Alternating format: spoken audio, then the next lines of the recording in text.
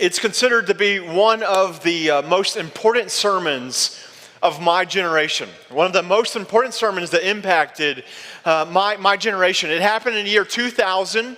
A barely known pastor at that time got up to preach. His name is John Piper, and he was about to preach to 40,000 college students. And many people look back on that particular day at that particular conference, and they say that with this one sermon, an entire generation was changed. And very few people remember the whole sermon. In fact, most people only remember one story in that sermon. The story goes like this. John Piper had just shared that at that time, just the week before, 2 old women from his church had just died. They retired. I think they worked in the medical field. They retired, and then they decided to give their entire retirement to loving Jesus all over the place. And at this particular time, they were in the country of Cameroon, and their brakes failed as they were driving down a windy mountain. They went over a ledge, and they died. And John Piper, he just asked the audience, he said, let me ask you, was their death, was it a tragedy? You have 2 women in their 80s, almost in their 80s, who gave their whole life to one unified vision, to live for Jesus, and they died on the mission field. Was that a tragedy? Like the whole crowd, they all just yelled back, no, that's not a tragedy.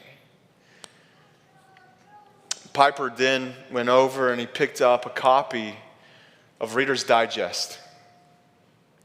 He said, let me tell you what a tragedy is. He turns to a page. It was an article about a couple named Bob and Penny. They lived in the Northeast.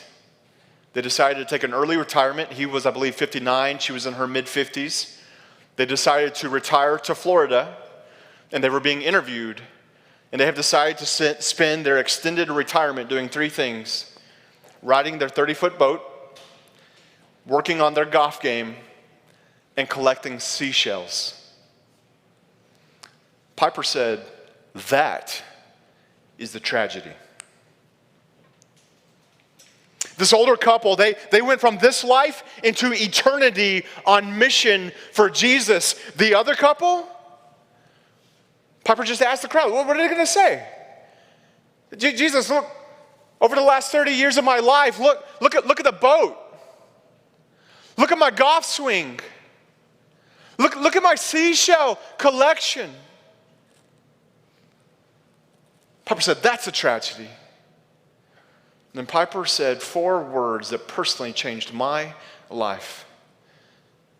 Piper looked at the audience and he said, don't waste your life. And church, I want to ask you, am I wasting my life? Are you wasting your life?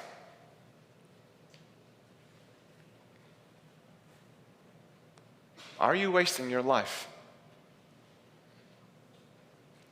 Let's look at our main text today. We're going to be in Nehemiah chapter 1. The verdict was in. The people I've told beforehand, they said they did not want a 2-hour sermon today. So I'm going to jump around a little bit. I mean, nobody laughed. We could do, I'm just kidding. Okay, Nehemiah chapter 1. Yeah, you guys are like, I ain't never coming back if the normal's 2 hours. Okay, Nehemiah chapter 1. We're going to begin in verse 2. So one of my brothers came with certain men from Judah, and I asked them concerning the Jews who escaped, who had survived the exile, and concerning Jerusalem. And they said to me, the remnant there in the province who had survived the exile is in great trouble and shame. The wall of Jerusalem is broken down, and its gates are destroyed by fire. As soon as I heard these words, I sat down and wept and mourned for days, and I continued fasting and praying before the God of heaven. Here's the thing, this was bigger than just a wall being broken down. The fact that the walls and the gates were torn down meant that the people of God could not gather. They could not gather for corporate worship. Nehemiah heard about this need. He saw the need, and in that moment, we see a vision for Nehemiah's birth.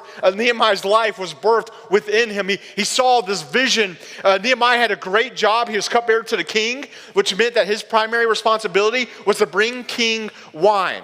All right, so what did that mean? It meant that he tasted the wine first to be sure it wasn't poisoned, and then he brought the king wine. That was not a horrible setup. But then he heard news that his people were no longer willing or able, they were willing, no longer able to gather because they were defenseless. And in that moment, Nehemiah is broken with a new vision for his life. The need Nehemiah saw was that the wall was broken down and it needed to be rebuilt. Let me tell you what I believe the greatest need in Huntsville, Alabama is today. This is something you've heard me say a few times. I'm okay with that. I hope you roll your eyes when I say this because I just want us to, man, we need to get this. The greatest need that the people of Huntsville right now is an experience with Jesus Christ. I mean, what we need the most is we need to know of the love of Christ, and we need to follow after Jesus Christ. Dr. Tom Rainer with Lifeway Research put out a few years ago that the builder generation here in America, the builder generation, those born in the 20s through the 40s, 67% of them believed in Jesus Christ in America. They had children, boomers. Any boomers in the house today? You, the boomers, 50% of your peers believe in Jesus Christ in America. So we went from 67% down to 50%. Their children, Generation X, any Generation X here? Lots of Generation X here. 26% of them, and then they started giving birth to the millennials. I'm an old millennial. 15% of my peers believe in Jesus Christ. In 4 generations, we went from 67 to 50 to 26 to 15. Many people, they look at our essential kids and they say that my children will grow up in America where 5 to 10% of their peers believe in Jesus. Their children, my future grandkids one day, 1 to 3% will believe in Jesus Christ right here in America. Within 6 generations, we've gone from, we could, depending on what happens next, 67%, the great majority, down to potentially 1%. My friends, that is our greatest need right now. That is the greatest need of Huntsville. Man, I just want you to dream with me for a second. Man, come on. Man, I had one of those dreams last night when that thunder struck. Anybody else? Yeah, I think that's the sound I made. I want you to dream with me for a second. Show the picture. What if we came together? Like what if we got serious? What if the children in the back, what if it wasn't 5 to 10%? Not here in Huntsville. What if it bounced up? What if it turned around? Does anybody here think that's even possible? I think it's possible. Luke chapter 16, one of my favorite passages of Scripture. It's a fascinating passage. It's one of those passages where, man, each story in there, you have to read it several times, and you have to really dig in on what's going on, what's Jesus talking about here. I just want to read one verse. It's from the story, the parable of the dishonest manager, a fascinating story. But I want you to read this one verse. The master commended the dishonest manager for his shrewdness. Now, scholars, they look at this and they say shrewdness, shrewdness means strategy. Strategy. For the sons of this world are more shrewd, more strategic in dealing with their own generation than the sons of light. Well, what's going on? Jesus is telling this story. Jesus is saying that the sons of this world, the people in this world who are living for themselves, are more strategic than the people who are living for God.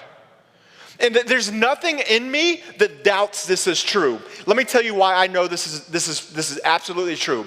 I get more excited about planning a vacation than I get excited about reaching my neighbor for Jesus. Anybody else here?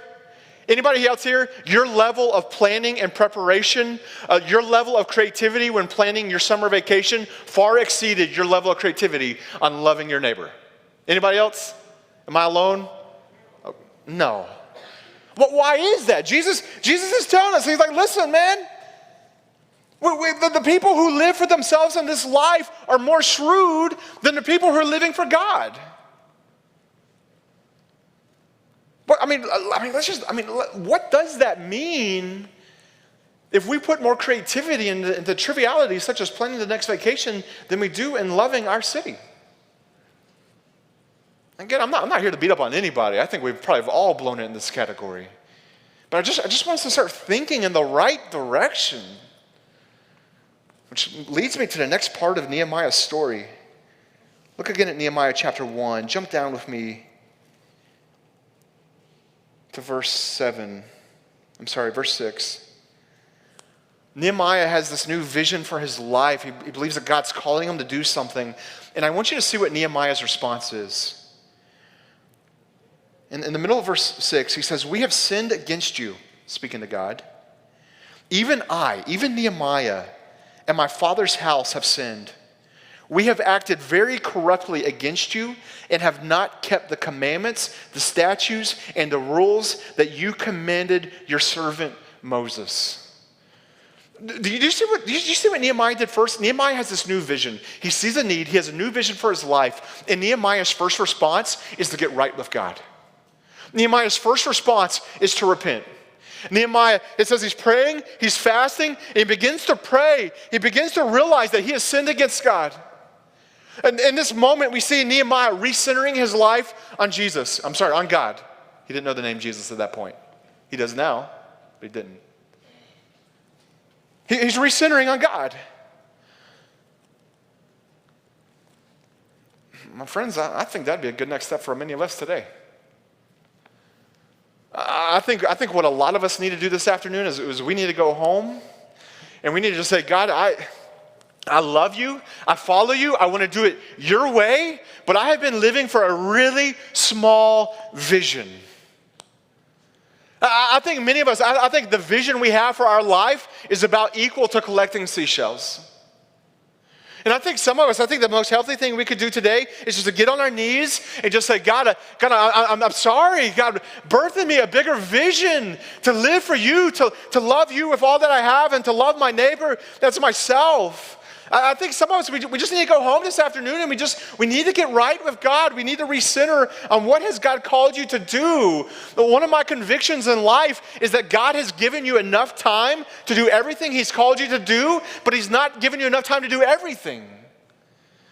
That God's given you enough time to carry out the mission He's given you, but He's not given you enough time to do everything. Many of us, there's no way we can do what God's called us to do if we're committed to our boat collecting seashells and our golf swing. Listen, I'm not saying there may not be a place for some of that, but if that's your focus, if that's the vision of your life, we just need to get on our knees and say, God, birth in me a bigger vision. And then after Nehemiah got centered on God, I love what he does next. Man, he moves forward. Turn to me to chapter 2. Look at the middle of verse 4. Nehemiah apparently goes into work the next day. He's before the king doing his duties. The king sees that something is going on. And then the king asks Nehemiah, he said to me, what are you requesting? And I love this. Before Nehemiah opens his mouth, it says, so I prayed to the God of heaven. Man, you ever feel like God's calling you to the plate and the first thing you do is just pray real quick in your mind? That's what I'm imagining right now, right? Like your neighbor, his dog gets loose. The dog is climbing up on you. And the neighbor comes over to retrieve his dog and he's asking you, so what do you like to do on the weekends? And you're like, all right, it's time to go to bat. God has given me an opportunity to invite this man. Lord, help me. That's what I'm imagining Nehemiah doing. He is praying. So I prayed to the God of heaven, and I said to the king, if it pleases the king, and if your servant has found favor in your sight, that you send me to Judah, to the city of my father's graves, that I may rebuild it. Man, I love this. Nehemiah saw a need. He had a vision for his life. He got right with God, and then he took a next step. He moved forward on it. But you know what my favorite part of this passage is? My favorite part of the story of Nehemiah is not the leadership of Nehemiah. It's not how I see like when I read it, I just see courage within me starting to build up to do what God's called me to do. That's not my favorite part. My favorite part of this is that this is foreshadowing what Jesus Christ would do for us. Jesus Christ realized that we were unable to save ourselves. That Jesus realized that we were separated, that we were doomed. We were not able to do what we were able to do by our own works. Someone had to come from the outside to, figuratively speaking, rebuild that wall. And Jesus Christ, He came. He came so that we could be saved. Anybody here grateful for what Jesus has done for you today? Show the verse. Show the next verse. Philippians chapter 2. Man, just camp out in these first 5 words for a second. Have this mind among yourselves. Have this mind among yourselves, which is yours in Christ Jesus, who though he was in the form of God, did not count equality of God a thing to be grasped, but emptied himself by taking the form of a servant, being born in the likeness of men. Have that mind among yourself. And being found in human form, he humbled himself by becoming obedient to the point of death, even death on a cross. What Paul is telling us in Philippians is that we are to have that mind among ourselves. When we see that all the Bible is pointing us to what Jesus Christ has done for us, even the Old Testament stories such as Nehemiah is pointing us to what Jesus has done for us. Man, we're to have that same mind. What would it look like for you to have that same mind this morning? It means that for those of us who follow after Jesus Christ, we must learn to die to ourselves. That's what it means. Man, here in Huntsville, Alabama, I don't know that will literally be true for any of us. I mean, there's no doubt around the world there are people who, because of their faith in Jesus, has cost them their life. I don't know that that'll be true for many of us, or any of us even here today, but we've got to learn to start saying no to ourselves so that we can start saying yes to what God's called us to do. I mean, we got to start making that transition. What would that look like? Let me just give a couple of easy examples. Watch your episode of Netflix, but then don't watch the next one. Right? Yeah, man, find that time to recharge your batteries, to relax, whatever you got to do. But man, just don't binge on it, right? Like turn it off. Go do something. Learn to say no to yourself. Learn to say no to yourself. Also in Luke chapter 16, Jesus says that if you're faithful for little, you'll be faithful of much. If you're not faithful for little, you're not going to be faithful of much. I think a lot of us in this room, those of us watching online, I think a lot of us, we want to be used by God for big things. I think we want God to use us to have some sort of impact on the world. I think a lot of us, we do desire that. I just want to ask you, are you being faithful where God's already sent you? Right? Many of us, we want a bigger platform. We want more influence. We want more impact. But are you even being faithful with what God's given you? You want God to use you as a missionary. Does your neighbor even know Jesus? And I mean, if you're not faithful for little, you're not going to be faithful of much. And before we start saying, like, man, we want more. We want to make a bigger difference. Are you even making a difference with what you've already been given? Man, sometimes I think about this and I just have to ask myself, like, am I pretending to care about lost people? I mean, honestly, like Tim Milner, like, do I just pretend to care about people who don't know about Jesus? Like, is it easy just as a pastor to get up here and say, like, hey, listen, we know our marching orders. Let's go make disciples of all nations. But is it possible that your pastor just pretends to care about that? I started realizing, it's like, man, I don't know if I spent a whole lot of time on this. Man, how much time do I actually use or actually spend or invest in helping people know Jesus? I mean, besides the sermon. I was like, man, I don't know. It's not that much, honestly. And then something happened, I guess it was 2 weeks ago now. My 5-year-old, Selah, show a picture. She came up to me and she had a stack of these little invite cards in her hands. And they made them here at Essential Kids to invite people to the activities that are happening today into Easter tomorrow, or next Sunday. And you can see this one's actually got a name on the top, and that's our neighbor, our next door neighbor, a child. And Selah comes up to me and she says, Daddy, let's go invite our neighbors to church. You want to know what I said? No, I'm tired. Look at that smile. And there's people in this room who would give their right arm if their child wanted to invite neighbors to church. And I said, no, I'm tired. And I heard a little voice in my head saying, you doofus, you you better wake up. You go pass out those invites. And thankfully I did. I don't know, my self-talk can be pretty cruel sometimes. Anybody else's, you know what I'm saying? We went and we passed out that particular invite. I saw a little bit later on that day our neighbor had retweeted or, kind of posted that a neighbor kid invited their kid to church, and it was a pretty cool thing. And I thought to myself, you know what? Man, that was a great use of time right there. And I almost let it slip by. And so it brings me back to my question, am I just pretending to care about the lost in Huntsville? Am I just pretending? My guess is I'm not alone on this.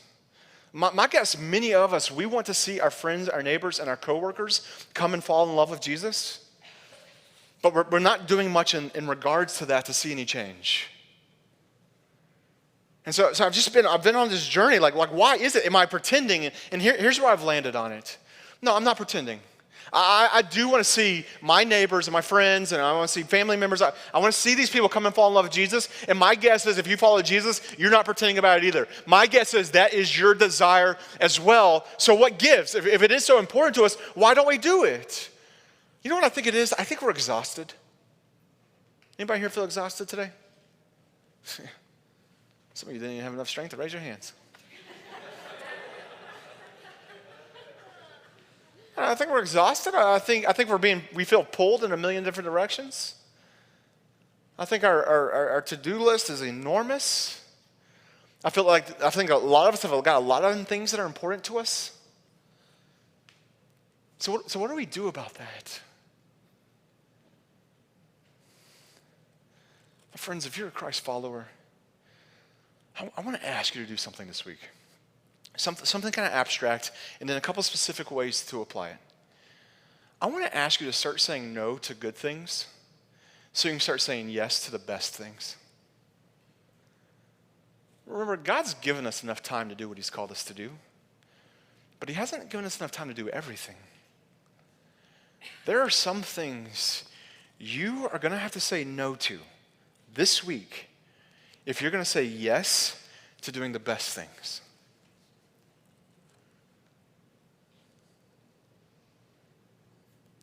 Let me give you two practical ways to do this. One, in your program, if you don't have a program, be sure you get one before you leave. They're at both the doors. There's a little card that says you would like to help with the governor's outreach this week. Can somebody confirm that really is in there? Somebody wave it in the air. It's in there, yep. If you're able, I want you to join me on this. That governor's between, I don't know what it is, I think it's California and the Parkway, is the busiest section of Huntsville. From 7:30 to 8:30 on weekdays, it's tens of thousands of cars drive by in just 1 hour.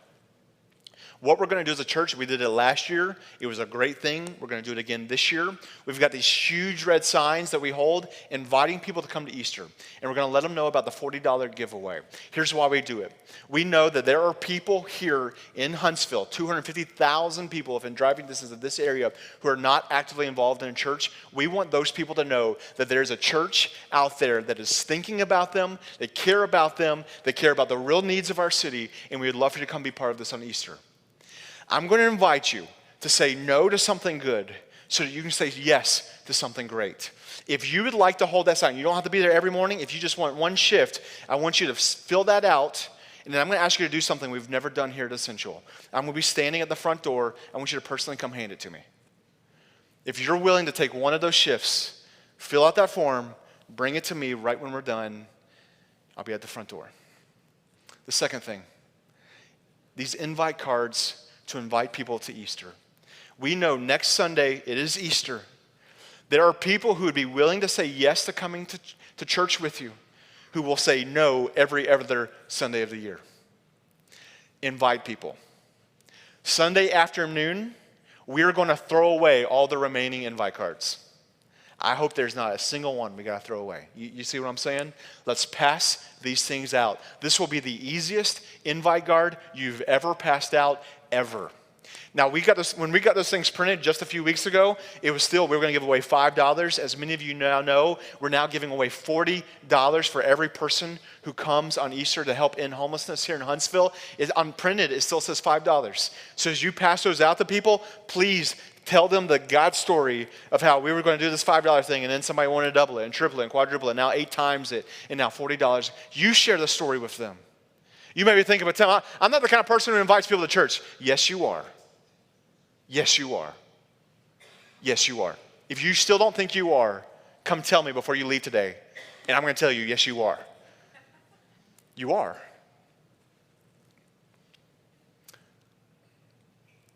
Let me close it with this passage from Esther.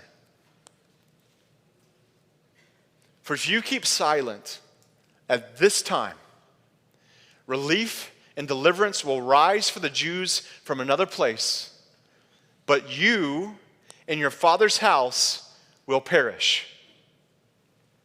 And who knows whether you have not come to the kingdom for such a time as this. Here's what I love, what we're hearing here in this story, is that what we're seeing is that, listen, we know God's plans are moving forward. We know God's plan will not be defeated. But what Esther is saying, hey, I know God will rise up other people to move things forward, but you and your father's house, you're gone.